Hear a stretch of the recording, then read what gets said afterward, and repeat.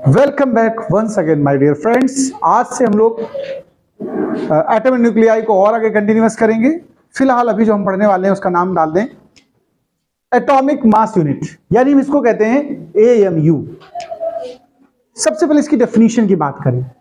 देखिए, हम लोग एटॉमिक मास यूनिट यूज करते हैं मास डिफेक्ट निकालने के लिए, बाइंडिंग एनर्जी निकालने के लिए, कुछ काफी कैलकुलेशंस हैं। 1 एटॉमिक मास यूनिट का मतलब होता है कार्बन एटम, 6C12 की बात कर रहा हूं, कार्बन एटम के मॉलिक्यूल मास को 112 कर दीजिए तो हम कहेंगे इसकी डेफिनेशन कुछ इस तरह से 1/12 part of carbon atom, 1/12 part of carbon atom, bracket में आप लिख लेना 6C12 की बात हो रही, is called AMU। Full name है इसका एटॉमिक मास यूनिट, और ऐसे बोलेंगे हम लोग AMU। ठीक है, इसके अगर मैग्नीट्यूड की बात कर दें, वैल्यू जो अगर हम लिखना चाहें AMU की, केजी को हम AMU में कन्वर्ट कर सकते हैं। ये एनर्जी को भी डिफाइन करेगा। तो कार्बन का मास नंबर कितना होता है? 12 होता है। 6 उसमें क्या होते हैं? प्रोटॉन्स, और 6 न्यूट्रॉन्स। अच्छा, 1/12 कर दो तो एक सिंगल प्रोटॉन का मास या सिंगल न्यूट्रॉन का एवरेज मास निकल आएगा कि नहीं, बताओ? क्योंकि प्रोटॉन और न्यूट्रॉन के मास अप्रोक्सीमेट इक्वल होते हैं। तो जो प्रोटॉन का मास है आप मान लीजिए वही AMU है। तो कुछ इस तरीके से लिख सकते हो 1 AMU is equal to 1.67 10⁻⁻27 kg। इसको नोट करें। कुछ पार्टिकल्स का मास हमें AMU में इंट्रोड्यूस करना है। इनको लर्न न करिएगा, न्यूमेरिकल्स जब दिए जाएंगे अगर AMU में सॉल्व करना हो बाय द वे, तो ये वैल्यूज आपको साथ में गिवन होंगी। एक आइडिया देने के लिए मैं कुछ वैल्यूज दे रहा हूं आपके सामने। जैसे इलेक्ट्रॉन का मास अगर AMU में है तो 0.005486 AMU। ऐसे ही प्रोटॉन का मास 1.007276 AMU। न्यूट्रॉन का थोड़ा सा हल्का सा हैवी है, अप्रॉक्स इक्वली कह सकते हो आप, 1.008665। अल्फा पार्टिकल का होता 4.001506 AMU। ये कुछ वैल्यूज हैं जो नोट कर लीजिए आप लोग। देखिए, इसके बाद हम लोग क्लासिफिकेशन की बात करेंगे। न्यूक्लियाई को क्लासिफाई कैसे, आपने सुना भी होगा, आइसोटोप्स, आइसोबार, नहीं सुना है? आइसोटोन। तो फिलहाल अभी हम बात करते हैं आइसोटोप्स की। आइसोटोप्स मतलब जिनमें प्रोटॉन्स का नंबर इक्वल हो, और प्रोटॉन नंबर बनाता क्या है? Atomic number. यानी ऐसे न्यूक्लियाई जिनका एटॉमिक नंबर इक्वल हो बट मास नंबर डिफर कर जाए, उनको हम क्या बोलेंगे? आइसोटोप्स। आइसोबार्स में क्या होता है? मास नंबर सेम होता है, ध्यान रखिएगा, एटॉमिक नंबर डिफर करता है आइसोबार्स में। ठीक है। अच्छा, अब आइसोटोन की बात करूं मैं तो उनमें क्या होते हैं? नंबर ऑफ न्यूट्रॉन सेम होते हैं। ठीक है, तो ये कुछ क्लासिफिकेशंस हैं। आप हेडिंग डाल लीजिए क्लासिफिकेशन ऑफ न्यूक्लियाई, इसमें पहला नंबर डालें आइसोटोप्स या फिर आइसोप्रोटॉन। तो इसमें लिख दीजिएगा सच nuclei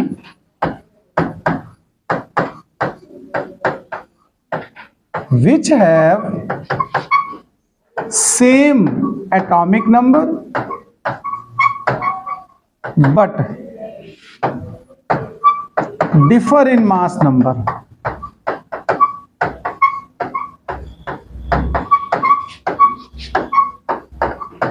are called isotopes। Example की अगर मैं बात करूं, बहुत एग्जाम्पल हैं। सबसे फेमस एग्जाम्पल हाइड्रोजन के लिए है। हाइड्रोजन के कितने भैया आइसोटोप्स होते हैं पता किसी को? 3 होते हैं, प्रोट्रियम, ड्यूटेरियम और ट्राइट्रियम। ऐसे कार्बन के भी हम बता सकते हैं, हीलियम के भी, जिनके भी तमाम के होते हैं। कार्बन का जैसे C612 होता है और 6C14 होता। 14 जो होता है ध्यान रखिए रेडियो एक्टिव होता है। कैसा होता है? नाम सुना होगा आप लोगों ने, कार्बन डेटिंग में इसका इस्तेमाल होता है। कार्बन डेटिंग में इसी से एज पता चलती है, किसी लिविंग थिंग्स के लिए इस्तेमाल होता है जो कभी लिविंग रहे होते हैं डेड होने के बाद। ऐसा नहीं कि स्टोन का पता चल जाए कार्बन डेटिंग से। ध्यान रखिएगा, जिनमें कार्बन होगा यानी ऑर्गेनिक चीजें, उन्हीं की तो पता करोगे। जिनमें ऑर्गन है ही नहीं, मतलब कार्बन है ही नहीं, तो उसकी एज के लिए दूसरे तरीके होते हैं, यूरेनियम डेटिंग और तमाम तरह के मेथड्स हैं। नोट करें इसको। कुछ और एग्जांपल्स आप लिख लीजिए अपने नॉलेज के लिए।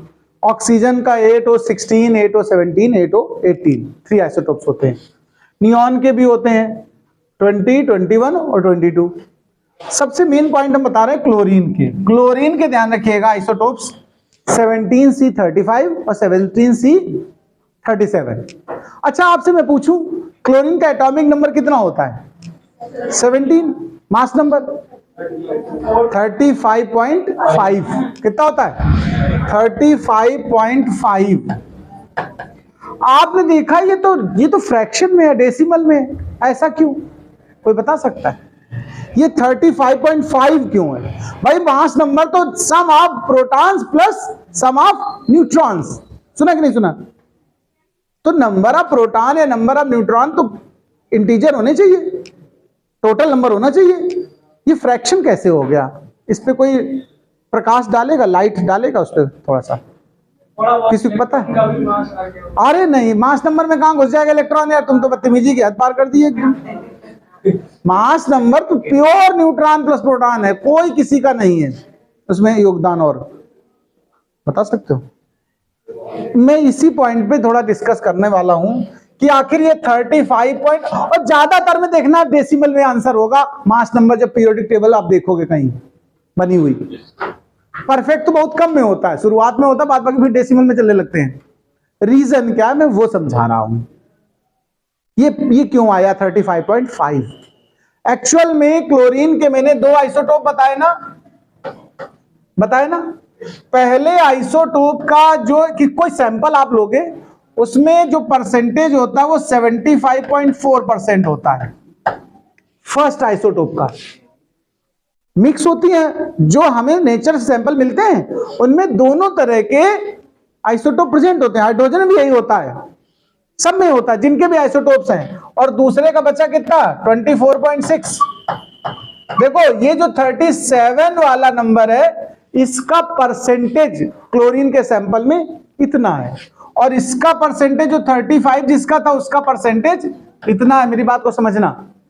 जैसे यही मैं अगर बात करूं हाइड्रोजन में 1H1, 1H2, 1H3, तो इनका परसेंटेज सुनना जरा कैसे होता है। रेशियो बता देता हूं मैं, 1:6000 is to 6000 into 6000। इनका उल्टा लिख दिया, सॉरी।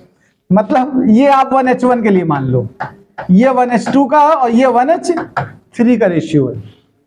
यानी सबसे ज्यादा अमाउंट किसका है? 1H1 का। यानी जब हम 6000 लीटर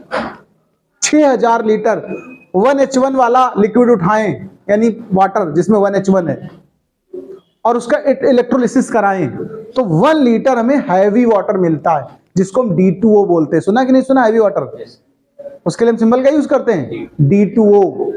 6000 लीटर H2O का इलेक्ट्रोलिसिस करने के बाद 1 लीटर D2O बनता है। और ऐसे जब 6000 D2O का आप कराओगे इलेक्ट्रोलिसिस तो 1 लीटर T2O मिलेगा, टाइट्रियम वाला। मतलब इन सब में सैंपलिंग जो होती है, ध्यान रखिएगा, आइसोटोप्स का एक अपना अपना परसेंटेज होता है। तो ये जैसे परसेंटेज, अब देखो इस हिसाब से तुम निकालो मास नंबर एवरेज, तो देखो कितना आएगा भाई। वो 35 का और 37 से, दोनों से हम निकालेंगे। टोटल प्रोटॉन कितने मान लीजिए हम लोग लेते हैं? 17 और प्लस 18 36।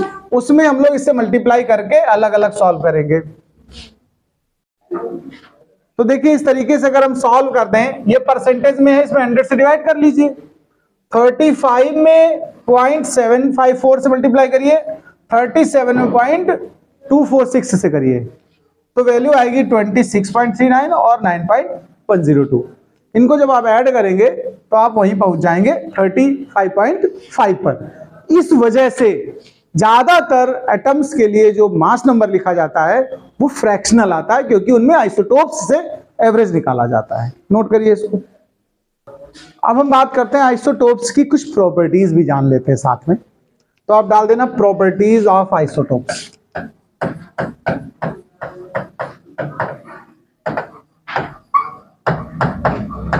देखो पहली प्रॉपर्टी सुनिए। एक्चुअल में आइसोटोप्स में क्या इक्वल होते हैं?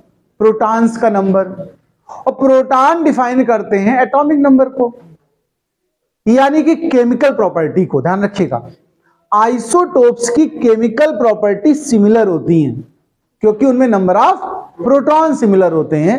पहली प्रॉपर्टी लिखना, chemical properties of isotopes are similar। वो भी क्यों? तो लिख दो since there are number of protons equal।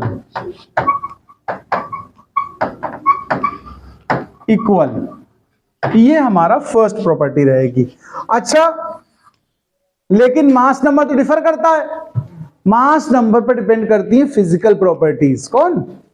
Atomic number पर केमिकल प्रॉपर्टीज डिपेंड करती है और मास नंबर पर फिजिकल प्रॉपर्टीज। तो आइसोटोप्स की लिख देना, physical properties are difference. Physical properties are different because these are depends on mass number। क्योंकि ये मास नंबर पे डिपेंड करती है, इनका मास नंबर अलग अलग होता है। अच्छा, एक और प्रॉपर्टी, अगर आइसोटोप्स को अलग अलग करना हो कभी, ध्यान रखना, तो केमिकल प्रॉपर्टी तो सेम ही है दोनों की, दोनों आइसोटोप्स की। तो केमिकल मेथड से इनको कभी सेपरेट नहीं किया जा सकता, कोई फिजिकल मेथड यूज किया जाता है, जैसे कि गैसियस डिफ्यूजन। कौन सा मेथड? जैसे कि इलेक्ट्रोलिसिस अभी बताया मैंने। ये प्रोसेस होते हैं इनको सेपरेट करने के। तो लिख देना, isotopes can not separate by any chemical process.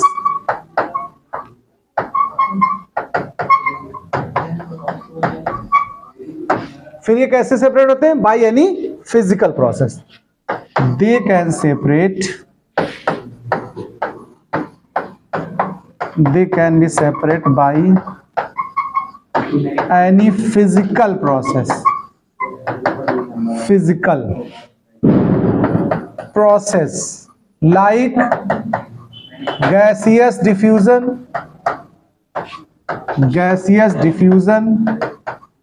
और इलेक्ट्रोलिसिस। एंड कर दो इलेक्ट्रोलिसिस। ऐसे कुछ प्रोसेस उसमें यूज होते हैं। ठीक है, नोट करो। एक और प्रॉपर्टी इसकी देख लेते हैं, सुनो। किसी भी सब्सटेंस के कुछ आइसोटोप स्टेबल भी होते हैं और कुछ रेडियोएक्टिव भी हो सकते हैं। ठीक है, तो सम isotopes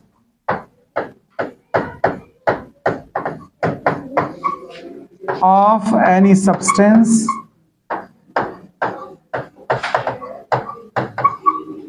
are stable and some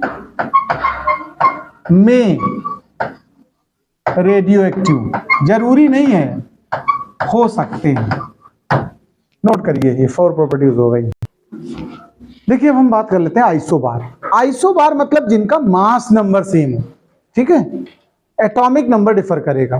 तो लिख देना, सच न्यूक्लियाई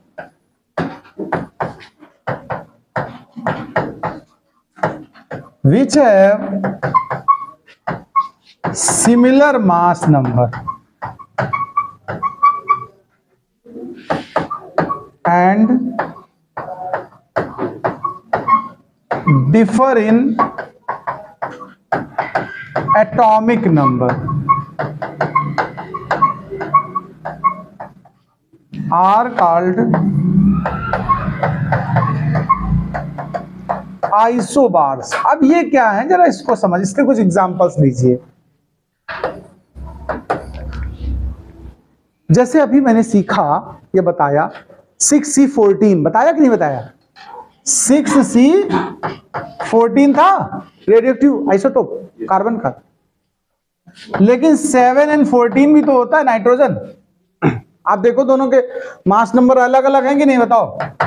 लेकिन दोनों का ये सॉरी एटॉमिक नंबर अलग अलग है, मास नंबर सिमिलर है कि नहीं? तो ये दोनों आपस में क्या बोले जाएंगे? आइसोबार। जैसे हीलियम में ले लो, हाइड्रोजन का 1H3 एक होता है कि नहीं होता है? ऐसे हीलियम का एक आइसोटोप होता है 2He3। अब इनमें देखो नीचे डिफरेंस है लेकिन ऊपर सिमिलरिटी है। ये सब आइसोबार्स है। नोट कर लें एग्जांपल सही इसको। देखिए हम बात करते हैं आइसोबार की प्रॉपर्टीज पे। प्रॉपर्टीज में जैसे आइसोटोप्स की लिखी है, देखो मेरी बात को ध्यान से सुनना, तो आप 2 प्रॉपर्टी अपने आप बना लोगे, बल्कि 3 ही बना लोगे। कैसे? आइसोटोप में नंबर ऑफ प्रोटॉन सिमिलर थे, एटॉमिक नंबर सिमिलर था, मतलब केमिकल प्रॉपर्टी सिमिलर थी। तो जहां एटॉमिक नंबर सेम होता वहां केमिकल प्रॉपर्टी सिमिलर होती और फिजिकल प्रॉपर्टी डिफर करती। लेकिन जहां मास नंबर सिमिलर हो वहां फिजिकल सिमिलर हो जाएंगी और केमिकल डिफर करेंगी। तो शुरू के 2 पॉइंट बन जाएंगे अपने आप। तो जब उनको सेपरेट करना होगा आइसोबार्स को, तो केमिकल प्रोसेस यूज करेंगे, क्योंकि केमिकल प्रॉपर्टी डिफर है, फिजिकल प्रॉपर्टी नहीं यूज करेंगे।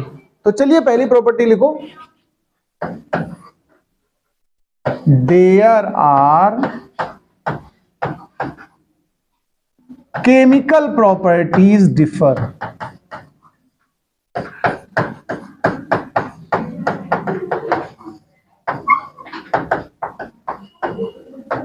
इन आइसोबार्स। दूसरी प्रॉपर्टी लिख दें, there are physical properties same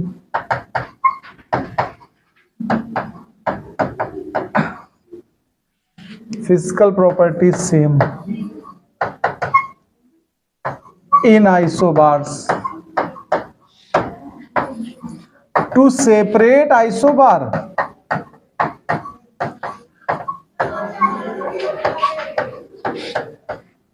we use chemical process. Note कर लीजिए, इतना सफिशिएंट है। टाइप है, एक और कैटेगरी बात करते हैं, आइसोटोन्स। आइसोटोन्स में न्यूट्रॉन्स का नंबर सेम होगा। ये कैसे पता चलेगा? आप कोई 2 एलिमेंट लीजिए, उनके मास नंबर से एटॉमिक नंबर को माइनस करिए, तो क्या बचेगा? न्यूट्रॉन का नंबर बचेगा। जिन जिन के साथ ऐसा सिमिलर रिजल्ट आता जाए वो सब आपस में क्या हो जाएंगे? आइसोटोन्स। तो हम कहेंगे सच nuclei which have similar number of neutrons, similar number of neutrons, ये मतलब A माइनस जेड की बात हो रही है। नंबर ऑफ न्यूट्रॉन मतलब क्या हुआ? A minus Z. Are called isotones. इनको आइसोटोन बोलेंगे हम लोग। एग्जाम्पल में जैसे ले लेता हूं मैं 1H3 और 2He4। जरा इनका डिफरेंस करो दोनों में, देखो इसमें करोगे इनका डिफरेंस तो कितना आएगा? 2। और इन दोनों का करो 2He4 का, तो यहां भी 2 डिफरेंस आ रहा है, यानी इसके पास भी 2 न्यूट्रॉन है, इसके पास भी 2 न्यूट्रॉन है। तो ये कैसे हो गए आपस में? आइसोटोन्स। ऐसे जितने भी बन सकते हो, नोट कर लीजिए। चलिए अब एक और पॉइंट्स आपको डिस्कस करेंगे आपके साथ, न्यूक्लियर फोर्सेस, या यूं कहें स्ट्रॉन्ग न्यूक्लियर फोर्स की बात करने वाला हूं। देखिए आपको जानकारी हो गई होगी कि साइज ऑफ न्यूक्लियस कितना होता है। हम लोग साइज ऑफ न्यूक्लियस कितना कहते हैं भाई जी? 10⁻⁻15 मीटर या 1 फर्मी। ये बहुत छोटी जगह है। अच्छा आपको पता है प्रोटॉन पॉजिटिव चार्ज होते हैं दोनों, प्रोटॉन, एक प्रोटॉन दूसरे प्रोटॉन के साथ क्या करेगा? रिपल्सन करेगा कि नहीं करेगा? बताओ। जनरल सेंस तो यही सिखाता है कि two positive particles are repel each other. अब किसी किसी न्यूक्लियस में तो 50-50 प्रोटॉन होते हैं। टंगस्टन मॉलिब्डेनम देखो, हैवी मास नंबर है उनका। लेड में 82 प्रोटॉन, एलईडी लेड, वो कांच, प्लम्बम, पीबी की बात कर रहा हूं मैं। तो उस न्यूक्लियस में तो भैया 82 है। सोना, ओरियम, एयू 79 प्रोटॉन है। जहां दो प्रोटॉन अगल बगल नहीं बैठ सकते हैं, रिपल्सन करेंगे, वहां 82 होंगे, वहां तो महाभारत हो जानी चाहिए। लेकिन चुप्पे बैठे रहते हैं, शांति से बैठे रहते कि नहीं? बताओ। तभी तो न्यूक्लियस स्टेबल है, इजीली ब्रोक नहीं होता है। ब्रोक होता है ना तो फिर एटम बम फूटता है। एटम बम है क्या भाई? न्यूक्लियर डिसइंटीग्रेशन ही तो है, न्यूक्लियर फ्यूजन। बोलो भाई। तो इजीली तो डिसइंटीग्रेट नहीं होना है, इसका मतलब कि बैठे बैठे फूट रहे हैं फुलझड़ी, ऐसा दिवाली बना रहे हैं का? तो कहने का सीधा मैटर है कि 82 प्रोटॉन अगर शांति से एक जगह बैठे हैं तो कोई बात तो होगी, है ना? रिपल नहीं कर रहे हैं। केवल न्यूक्लियस के अंदर ही ऐसा है, दुनिया में कहीं और प्रोटॉन दो अगल बगल बैठेंगे तो रिपल्सन करेंगे। सिंपल सी बात है। एक छत के नीचे दो दुश्मन तभी होते हैं जब सामने कोई उनसे बड़ा कलाकार खड़ा होता है। अब दो लड़कों की लड़ाई हो, यहां बैठ जाए आके, अब उनसे बड़े हम दादा मान लो, तो हमारे डर की वजह से वो अगल बगल बैठे हो सकते हैं, एक सीट पे को बैठ जाए, लेकिन बाहर निकलते लड़ाई शुरू कर देंगे। क्यों?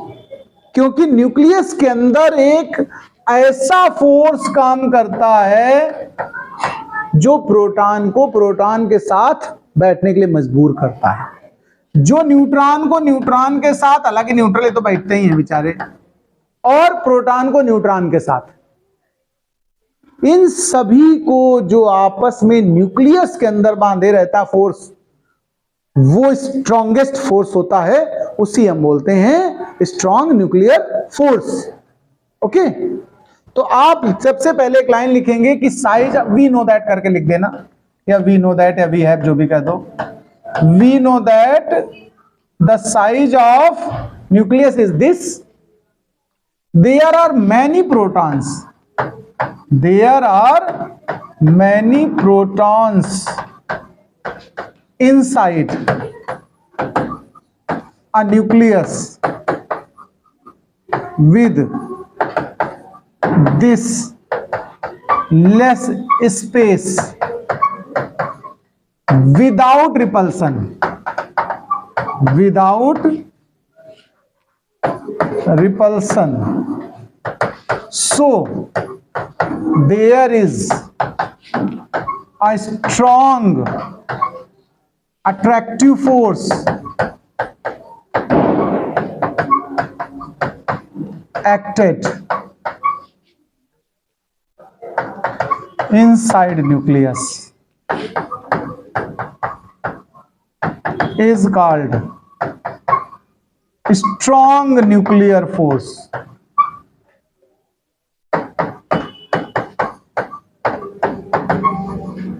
It is strongest force. It is the strongest force in the nature.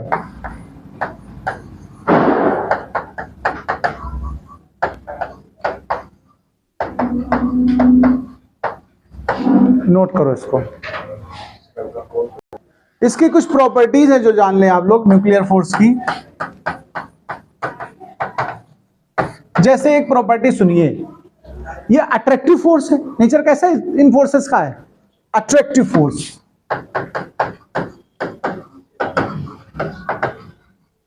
दूसरी बात, ये ग्रेविटेशनल फोर्स नहीं है, it is not gravitational force. ये फोर्स चार्ज पर डिपेंड भी नहीं करता है, does not depend on charge.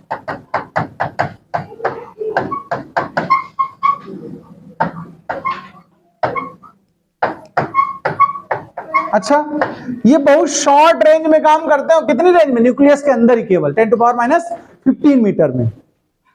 It is short range force, short range force, और ब्रैकेट में लिख देना 10⁻⁻15 मीटर की रेंज का होता है। ये ध्यान रखिएगा, मास डिपेंडेंट भी नहीं है, नॉट डिपेंड ऑन मास।